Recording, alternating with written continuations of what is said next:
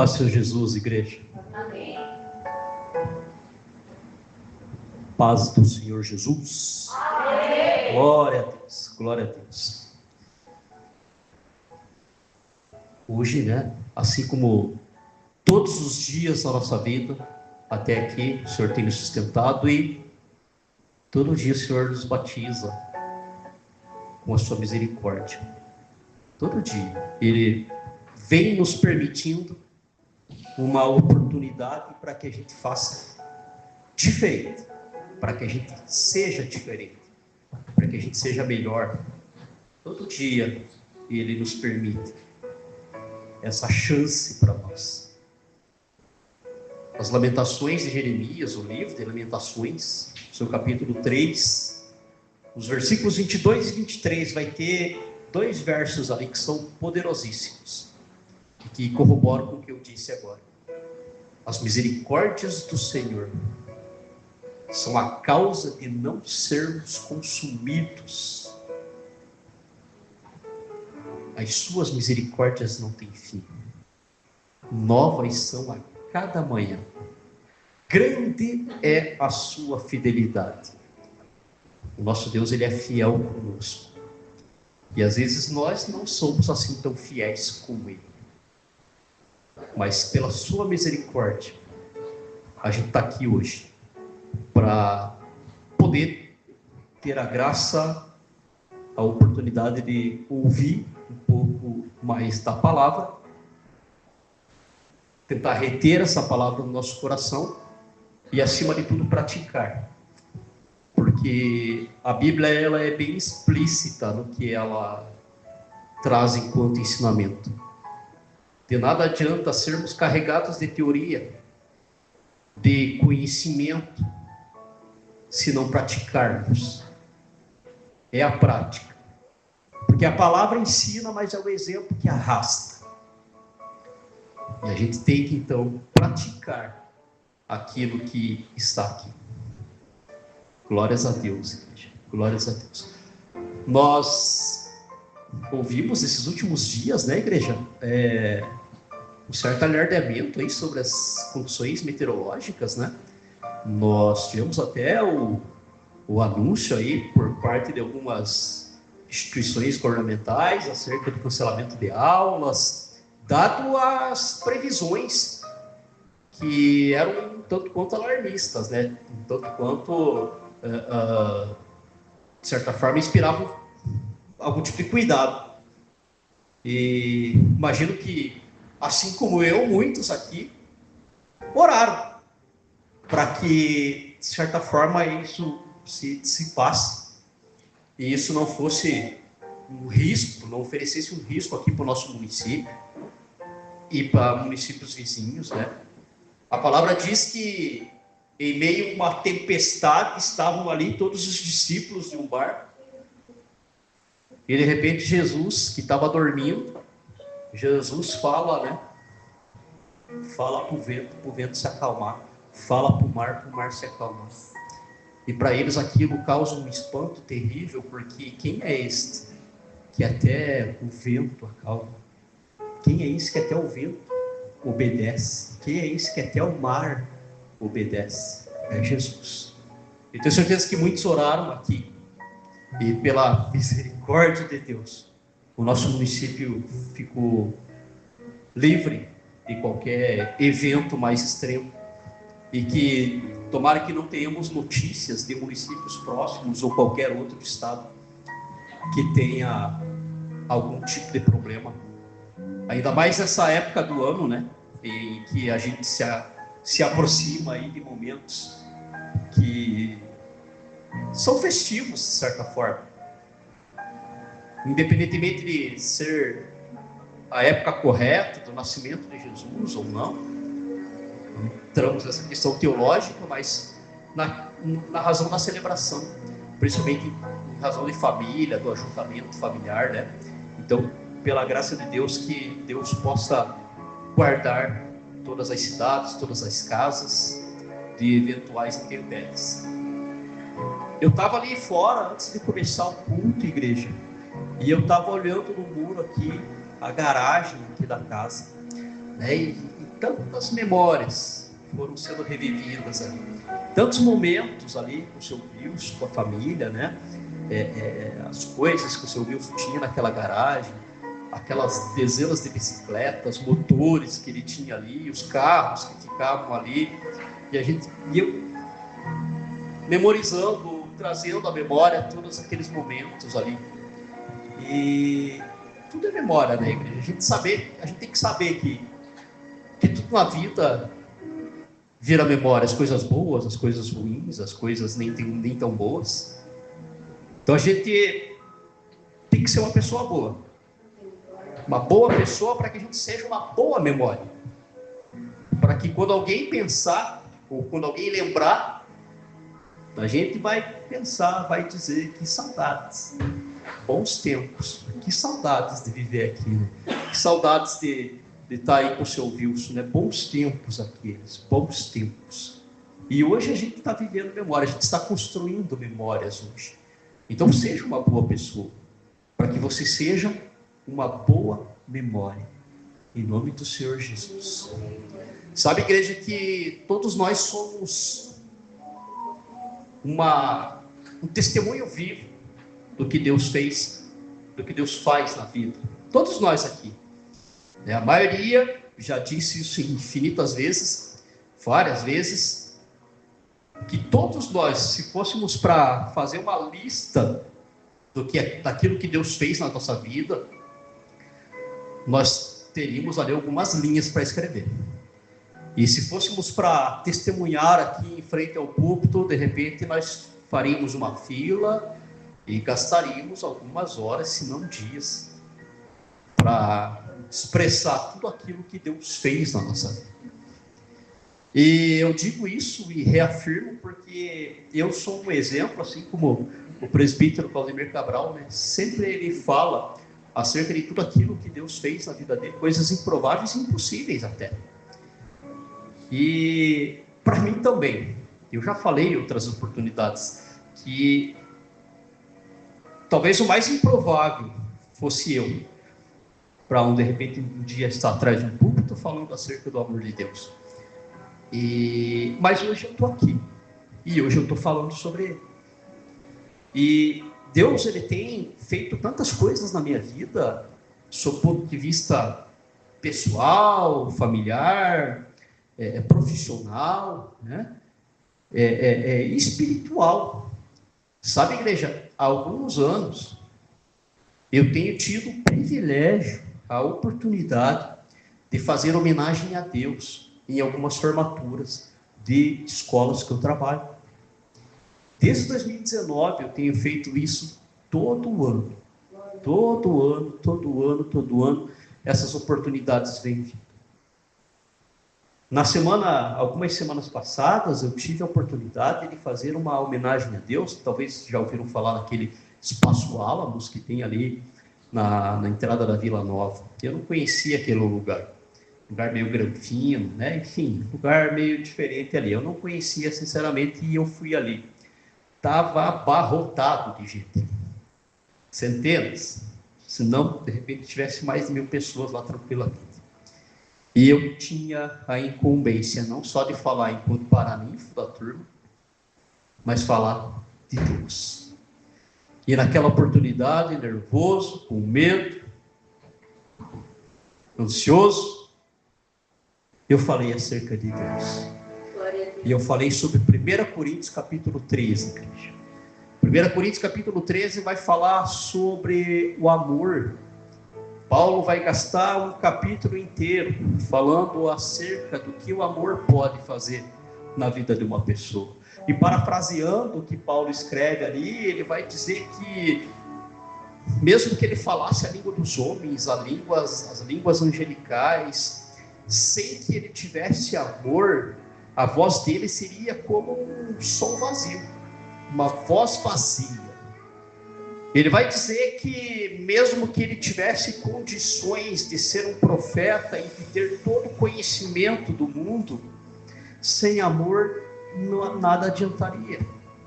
Ele vai dizer que mesmo que ele tivesse uma fé tamanha que conseguisse mover montanhas, sem amor nada adiantaria. Ele vai dizer que mesmo que ele tivesse todos os bens dele e ele dividisse com todos aqueles fragilizados, aqueles pobres, ele diz que sem amor aquilo ali nada adiantaria. E aí eu relacionei isso à vida profissional daqueles meninos, daqueles jovens que estavam ali começando uma nova caminhada, um novo ciclo que vai se iniciar na vida deles, profissional, familiar. E eu dizia que sem amor naquilo que eles vão fazer, nada adiantaria.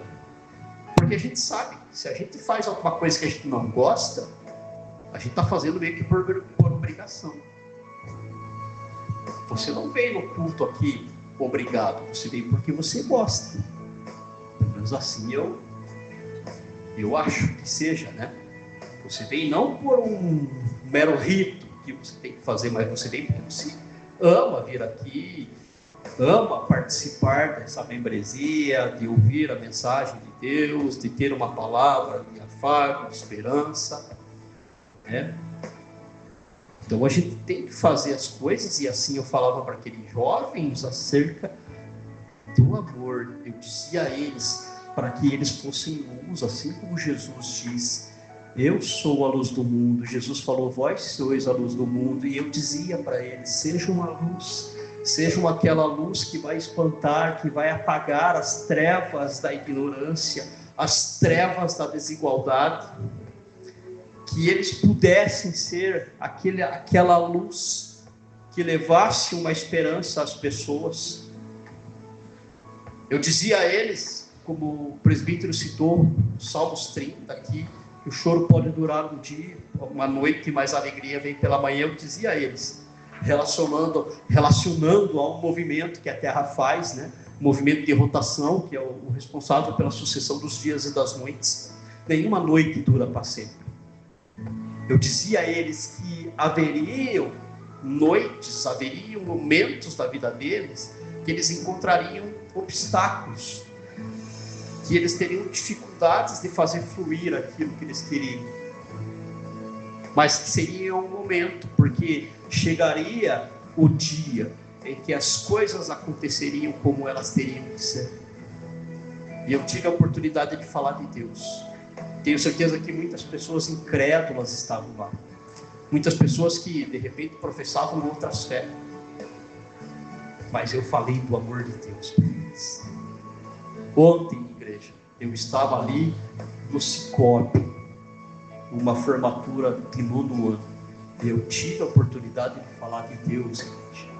E eu falava para aqueles meninos lá, 1 Samuel capítulo 2, versículo 26. E crescia Samuel em estatura e em graça diante do Senhor e diante dos homens. E eu falava para aqueles meninos que assim como Samuel foi um escolhido de Deus, a sua mãe, naquele propósito que ela fez, entregar aquele menino ao profeta, ao sacerdote Eli, para ser criado nos caminhos do Senhor, e que Samuel, naquele meio que era um tanto quanto conturbado, porque nós conhecemos a história, Ófine e Finéias, filhos do sacerdote Eli, eles eram os meninos mais avessos que existiam. Mesmo conhecendo e tendo crescido dentro de um lar, que hoje nós poderíamos falar que é um lar cristão, mas naquela época eles cresceram num lar em que eles ouviam falar acerca da palavra de Deus, mas mesmo assim eles eram as pessoas mais desobedientes que tinham. E isso eu falava para aqueles alunos, porque as decisões que eles tomaram, que esses 2 filhos de Eli tomaram, Ófine e Finéias, as decisões e as escolhas que eles fizeram os levaram à morte, e junto com eles milhares de outros morreram, inclusive seu próprio pai Eli. E eu falava para eles que Samuel tinha tudo de repente para fazer as coisas erradas, mas Samuel decidiu escolher um outro caminho. Samuel, ele escolheu a obediência a Deus. E eu relacionava isso com aqueles meninos, porque eles estão em vias de entrar no ensino médio e agora as coisas vão afunilando e as decisões e as escolhas que eles forem tomar agora vão ter uma consequência ainda muito maior. Eu falava para eles ontem que a partir do momento em que a gente vai ganhando idade, estatura, como Samuel, né, o texto diz, estatura, idade, maturidade, conhecimento, tudo isso vai fazer com que as nossas decisões e escolhas, elas tenham cada vez mais peso, tragam cada vez mais consequências. Afinal de contas, decisões definem destinos. E eu dizia isso para eles ontem. Sábado agora não estarei no culto, mas estarei falando de Deus, numa outra formatura, de uma turma de terceirão também.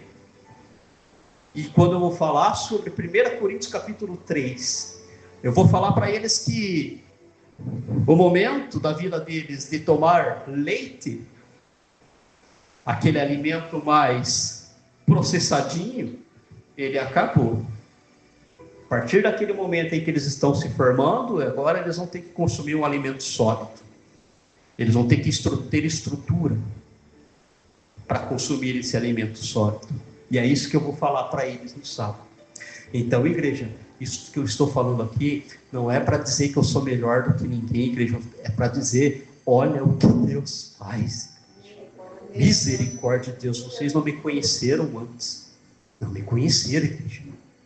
Zero ela completa. Um asco. Deixa eu falar algo para a igreja na formatura ali do Espaço Álamos. Eu cheguei, mundaréu de gente, e veio uma aluna com um sobrinho. Professor, um menininho, de repente, de 5 aninhos. Professor, esse é meu sobrinho. Tiazinho sem dentinho, assim, todo feliz. Veio, bateu na minha mão, tiazinho bem espontâneo. E eu fui falar para ele. Fui falar com ele, como que é teu nome? E o piada, toda aquela inocência e sinceridade dele, ele faz assim. Porque eu estava com mau hálito. Eu te dou orgulho, né? Todo mundo percebe que você tem um mau hálito menos você. Né? E orgulho é assim. O orgulho é assim, a pessoa é orgulhosa, todo mundo sabe que você é orgulhoso mesmo você. Quer dizer, às vezes até a gente sabe que é orgulhoso. Né? E orgulho é um dos gigantes que, pelo menos eu, tenho que estar derrubando a cada dia, igreja. A cada dia. Para que eu não pense que eu sou melhor do que ninguém. Para que eu não pense que, pelo que eu faço, pelo que eu sou, pelo que eu tenho, isso quer dizer que eu seja melhor do que os outros. Não. Eu sou apenas pó e poeira. Mas pela misericórdia de Deus, Deus tem me colocado nesses lugares. É pela misericórdia de Deus mesmo, igreja.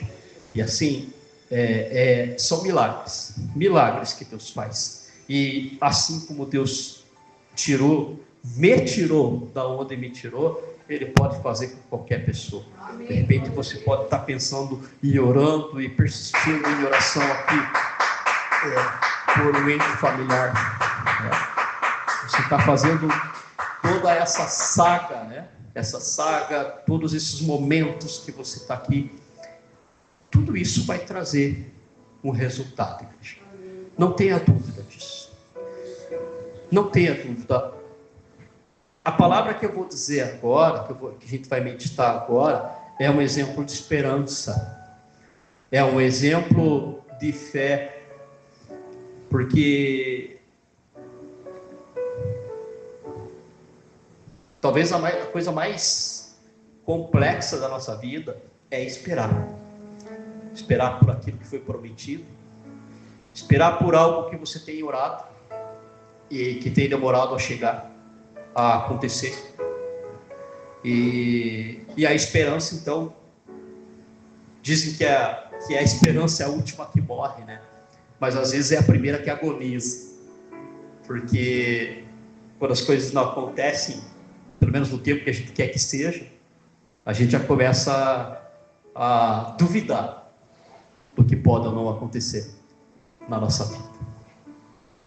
E o que eu vou falar hoje, igreja, tem a ver sim com a época do ano em que a gente está.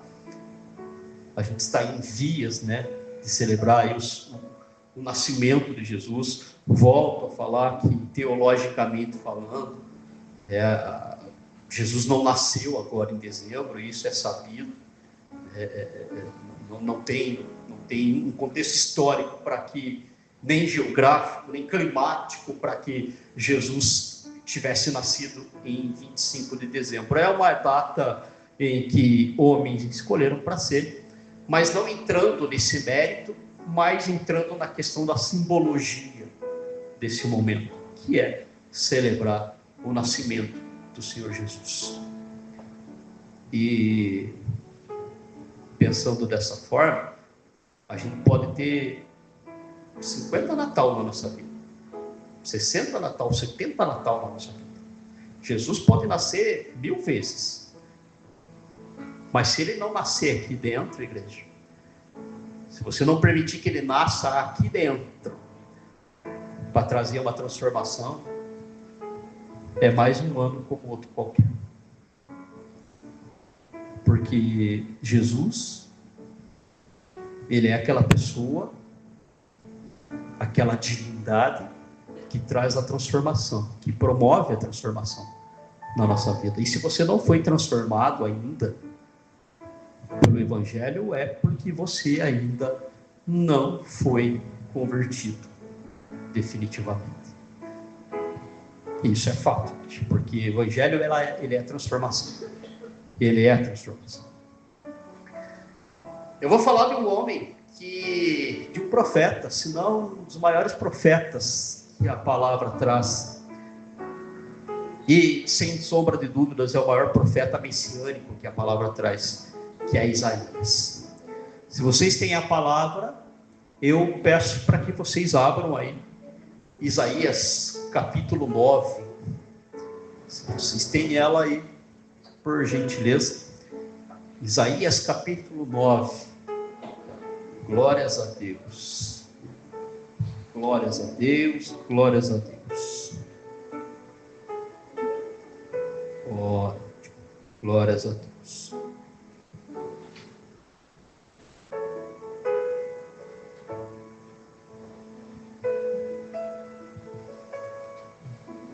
Conselho a todos, igreja.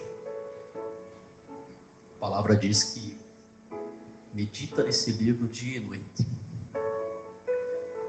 A gente sabe que o que eu vou falar agora, igreja, pode até soar como uma heresia, mas não é. É uma realidade que eu vou falar isso. Isso aqui que a gente está vendo aqui, ó. Isso aqui, ó. Isso aqui está com os dias contados, igreja. Isso aqui, de forma impressa, está com os dias contados. Ou você acha que a geração que está vindo aqui agora vão carregar isso daqui para pregar o Evangelho? Não mais, igreja. Da mesma forma que a palavra diz que quando aquele eunuco estava indo numa carruagem, ele estava lendo um pergaminho de Isaías, e aí Felipe chega lá, batiza ele e tal. Naquela época, a complexidade da leitura ainda era muito maior, porque eram escritos em pedaços o livro da Bíblia. Então, o espaço para armazenar aquilo ali era muito maior. As coisas foram evoluindo, nós conseguimos ter tudo isso aqui compilado em um livro, em Bíblias de estudo, inclusive. Mas hoje, igreja, você tem nesses celulares, você tem aplicativos que você tem dezenas de traduções. Dezenas. Estudos incontáveis acerca da Bíblia. E essa geração que vem hoje é uma geração extremamente tecnológica. É uma geração digital. E já tem igrejas brasileiras grandes e igrejas internacionais que já têm percebido isso e já tem trabalhado essa questão na igreja, para conseguir trazer o jovem para a igreja, porque vai chegar o momento em que tudo vai ser digital. E não é só falando acerca da questão do evangelho, mas as escolas são assim, serão assim. Vai chegar o momento em que a escola, o ajuntamento da escola vai ser algo ultrapassado, porque os alunos poderão ter aulas remotas. Tivemos uma amostra grátis na pandemia já sobre isso. Talvez a escola vai servir para o ajuntamento acontecer no momento em que você tenha que fazer alguma experiência prática num laboratório ou algo nesse sentido. Mas os alunos poderão ter aulas virtuais. E não é nenhuma ilusão que eu estou falando, é algo concreto que já está acontecendo. Então imagina como que vai ser daqui a 20 anos, daqui a 30 anos, daqui a 40 anos. Então isso que eu disse, não se assuste, igreja. Talvez isso aqui vai ser algo dos mais saudosos, dos mais saudosistas que vão usar tudo isso daqui, porque os mais jovens, ou a nova geração, vai ter tudo isso aí na palma da mão, digitalmente falando.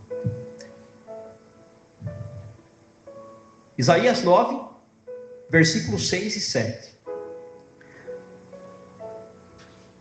Isso que Isaías escreveu aqui, igreja, é século 8 a.C., mais ou menos há 740 anos antes de Cristo nasceu. Olha a precisão que esse homem vai profetizar a vinda de Jesus. Versículo 6, capítulo 9, versículo 6. Porque um menino nos nasceu, um filho se nos deu. O principado está sobre os seus ombros, e o seu nome será Maravilhoso, Conselheiro, Deus Forte, Pai da Eternidade, Príncipe da Paz. Do aumento do seu governo e paz não haverá fim. Reinará sobre o trono de Davi e sobre o seu reino, para estabelecer e o fortificar em retidão e justiça, desde agora e para sempre. O zelo do Senhor dos Exércitos fará isso. O contexto em que Isaías escreve isso daí é um contexto de extrema turbulência para aquele povo de Jerusalém, porque eles estavam na iminência de ser atacados pelo maior exército de guerra que existia à época, o exército assírio. Era um exército temido por todos pelas estratégias de guerra que eles sabiam, que eles desenvolviam. Eles tinham métodos de ataque em bloco, estratégias de guerra que ninguém conhecia. Eles conheciam de uma forma muito precisa a geografia daquele lugar. Até tem um livro, igreja, que eu sempre faço menção aos alunos, de um escritor francês, Yves Lacoste, que fala assim, que o título do livro fala que a geografia, isto a geografia, isso sim serve antes para fazer a guerra. Porque se eu conheço a geografia de um local, não só a geografia física, mas a questão cultural, histórica daquela região, a questão climática de toda aquela região, eu consigo sim estabelecer estratégia de guerra. E esses assírios tinham o domínio de todo esse conhecimento. Então eles eram um exército extremamente temido pela forma com que eles atacavam. E todos os povos que eles conseguiam conquistar, eles aprisionavam esses povos e eles misturavam as culturas dos seus prisioneiros para que causasse confusão, para que eles não se fortalecessem. Então ele misturava a cultura de um com o outro, com o outro, com o outro, para que fosse trazendo aquela mistura, para que não tivesse condições daquele povo se reorganizar e de repente trazer um motim contra eles. Então eles tinham conhecimento. As técnicas de tortura e de morte que eles empregavam eram as mais terríveis. O empalamento, por exemplo. O empalamento era uma técnica de morte que os assírios promoviam, e que se pegava uma lança e atravessava essa lança em mulheres e homens, que saía aqui nos órgãos, e as pessoas ficavam penduradas morrendo aos poucos, igreja. Eles faziam isso. Colocavam a lança, atravessavam, penduravam a lança lá. E a pessoa ficava morrendo. O esfolamento eles faziam. Eles tiravam a pele das pessoas vivas. O esfolamento. Eles iam tirando. O exército assírio fazia isso. E ali a região de Israel, onde a Síria dominava, onde a Síria era mais forte, era um território que hoje é chamado de Iraque. É mais ou menos ao norte do Iraque, pega um pedaço de um país chamado Síria também. Era ali que era a base forte deles. E eles atacaram Israel pelo norte de Israel. E a Bíblia vai falar desses ataques, dessas guerras e as consequências disso tudo. Mas em meio a toda essa turbulência em que os israelitas eles tentavam estabelecer alianças vazias, alianças que se quebravam, de repente vem esse profeta e ele traz uma fala de esperança. Ele vai dizer que um filho se nos deu. Ele vai dizer, porque um menino nos nasceu. Ele vai trazer essa mensagem. Veja, igreja, que talvez a maior escuridão não é apenas a ausência de luz. Claro que a ausência de luz vai fazer com que as coisas sejam dificultadas, mas talvez a maior escuridão é a falta de esperança. E esse homem ele vai trazer uma esperança, só que essa esperança que ele traz, quando ele fala que um menino nasceu, veja, e ele vai nascer, ele vai trazer aquela palavra que Deus, o Todo-Poderoso, vai vir em forma humana, vulnerável, assim como qualquer outro, passivo de experimentar coisas que o mundo irá oferecer. Ele vai trazer essa voz de esperança e ele vai falar, porque o menino nos nasceu, um filho se nos deu, o principado está sob o seu ombro. Ele vai dizer que o peso, enquanto os reis humanos, eles fracassavam, enquanto os reis, eles cansavam, eles guerreavam, eles sucumbiam à corrupção, esse menino, ele vai vir para carregar a totalidade da autoridade. E quando eu falo de autoridade, igreja, a palavra diz que nós devemos orar pelas nossas autoridades. E eu tenho convicção que há uma breve diferença entre quem é autoridade e quem é um mero governante, igreja. Nós tivemos um rei da Bíblia chamado Saul. Ele foi rei, ele foi a autoridade, ele foi o governante por cerca de 40 anos. Mas por menos de 3 anos Deus estava com ele. Os outros, todos os anos, ele tinha o poder, mas ele não tinha Deus. Então eu tenho convicção que nós, em alguns momentos, e hoje é assim, nós não temos autoridade, nós temos um mero governo. Um mero governo. E eu tenho convicção disso daí. Convicção disso. E a palavra vai dizer que vai trazer algumas qualidades desse menino. O primeiro que ele vai falar, maravilhoso conselheiro. Então ele não tem um conselho, ele é o próprio conselho. Ele é o próprio conselho que nos maravilha. E Jesus, quando ele vem, depois, e veja que interessante, né, igreja, essa palavra foi dita há mais ou menos 740 anos. Eles não viveram a realidade de Jesus. E nós viemos depois da realidade de Jesus ter acontecido. Jesus veio, nós estamos aqui por causa dele, nós sabemos tudo o que ele fez, mas eles não. Eles tiveram só essa palavra de esperança. Né? E a palavra vai continuar ali dizendo que ele é um Deus forte. Então, quando o mundo nos assusta aí com a sua força, né, igreja?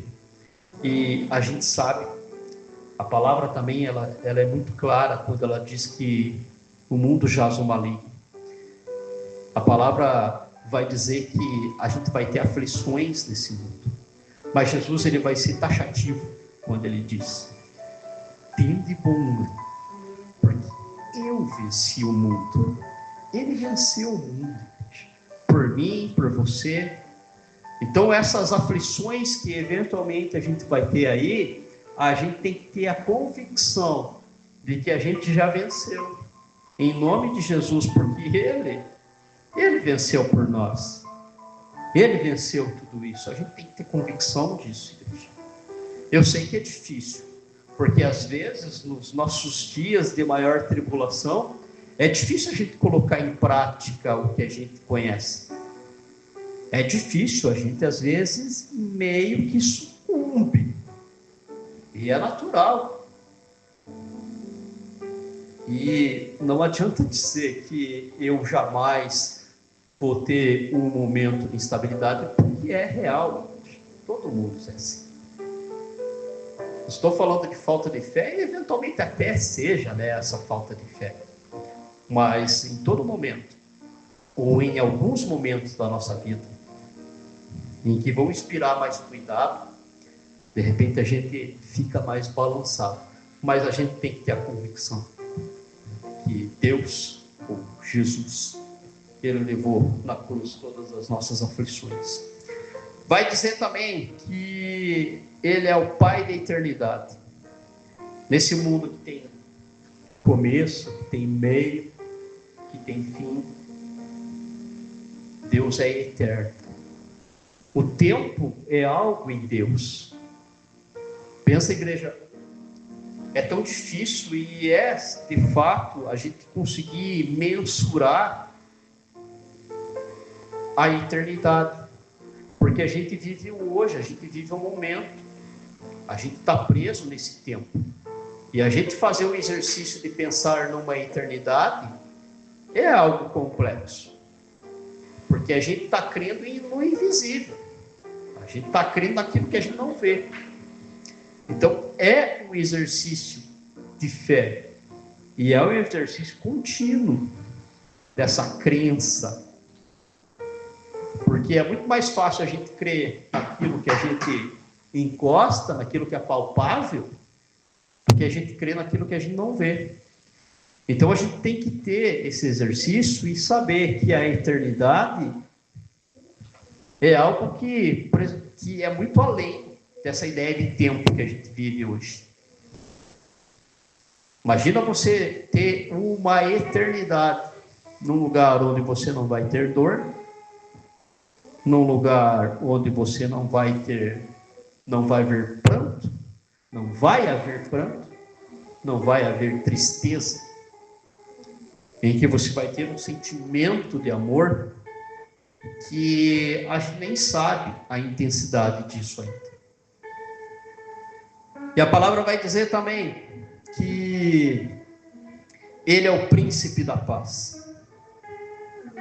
Ele não é aquele Deus, aquela pessoa que vai te oferecer uma trégua momentânea em alguma tribulação que você vai passar. Ele é aquele que vai te dar a paz que excede todo o entendimento. A paz que excede todo o entendimento. Às vezes, eu sei, igreja, que de repente alguns podem estar pensando assim: poxa, que palavra assim mais, de repente, chata, que passa o tempo rápido. Mas eu gostaria que vocês fizessem esse exercício de tentar dimensionar tudo isso que eu estou falando. Porque eu sei que é muito além do nosso entendimento. Ele excede o nosso entendimento. Excede. Por isso que eu digo, igreja, eu acho que de todos os dons, a palavra fala que o amor é o maior, a palavra fala que a gente tem que exercitar o dom da profecia. Mas eu acho que, se fosse para mim ter um dom, igreja, que de repente eu abraçaria com todas as minhas forças, seria o dom da fé. Porque a pessoa que tem o dom da fé, ela move montanhas. A palavra diz isso. Move-se montanhas com a dom da fé.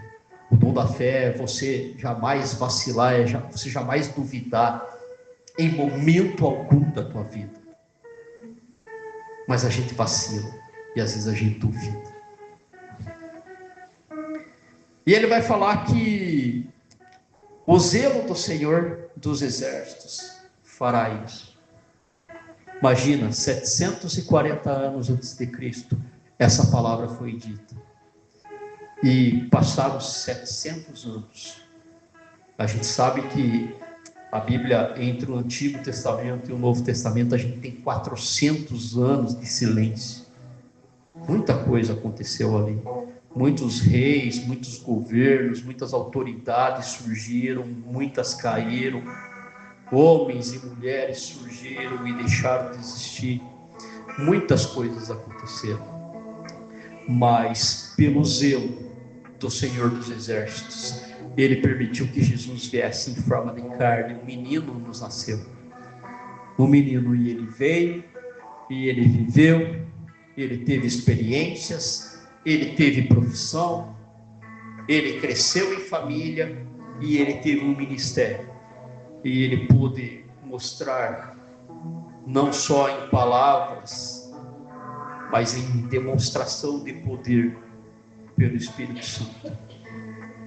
E tudo que ele fez, igreja, ele nos permitiu a nós fazer, porque ele foi claro quando ele diz que nós iríamos fazer coisas ainda maiores no nome dele, ainda maiores.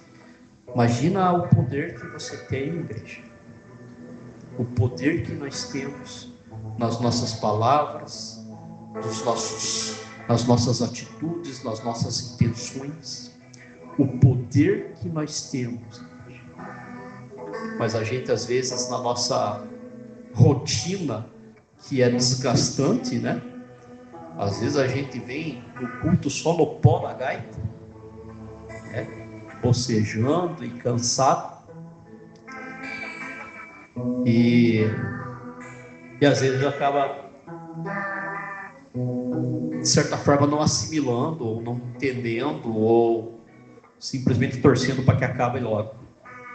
Mas eu novamente insisto, igreja, entenda que você é uma pessoa que Deus tem um projeto lá desde antes de você nascer, que você não é mais algum, não é só mais um, você não é só mais um nesses mais de 8 bilhões de habitantes desse planeta. Você não é só mais um, você é alguém que tem um propósito para esse tempo. E o teu propósito é influenciar a tua família, influenciar os teus próximos, influenciar onde quer que você coloque teu pé, através das tuas palavras, através das tuas atitudes, das tuas intenções. O menino nos nasceu, igreja. Jesus nasceu, ele morreu, mas ele vive. Ele vive. E ele vive dentro do templo. Esse templo é você, igreja. É você. O templo do Espírito Santo é você. Em nome do Senhor Jesus, que essa palavra encontre guarida no seu coração. Aplauda o Senhor Jesus.